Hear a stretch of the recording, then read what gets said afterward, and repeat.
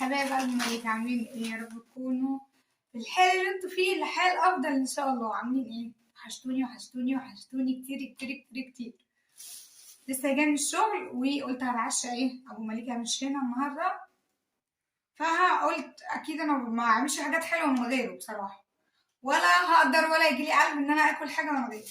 فقلت همشيها حاجات بقى ايه، سريع كده هنلقط وباننا بردك ننام خفاف خفاف عشان ما نكرش. جبت كيس اندومي، وعندي كمان كيس بس مفتوح متاخد منه ايه حته كده، بس ايه مغلفاه يعني كويس. وجبت كيس شيبس اللي هو الكبير، قلت هتعشى اندومي وشيبسي بس كده. وعندي حتتين كيكه هتعشى بيهم بقى طبعا على واحدتين برتقان كده، تمام والدنيا بقت تمام ورايقه. هعمل بقى طبعا، تعالوا نعمل مع بعض الاندومي يلا. ولعت عمل ميه هنا عشان تسخن، الجردل بتاعي اللي انا هعمل فيه الاندومي. هعمل بقى انا كيس ليا بس يا مليك، هعمل كيس ليا تمام.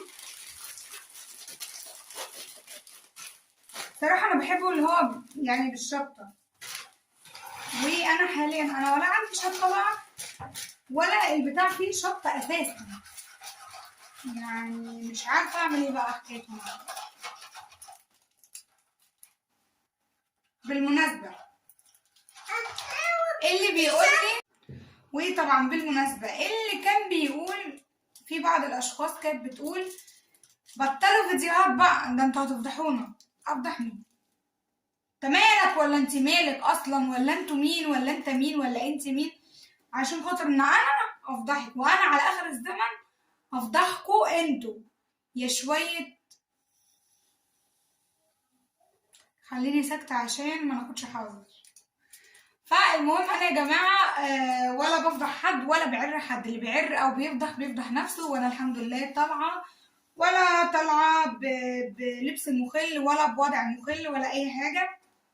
انا طالعة بأدب واحترام معاكم وما شفتش منك الكل خير. فاللكلكة كتير واللكلكة على الفاضي ديت انا ما بحبهاش، لاني انا مش طالعة من ورا حد ولا عندي اللي اخاف منه مثلا.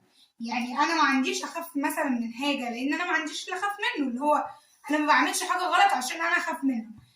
بس انما طبعا جوزي عارف، وده رقم واحد في حياتي طبعا، جوزي على راسي، او رقم يعني هو اول حاجة في حياتي اصلا، تمام. فانا ما بعملش حاجة من وراه، وانا وهو على فكره يعني مش اللي هو واحد ومراته، لا اللي هو احنا اتنين يعني. هو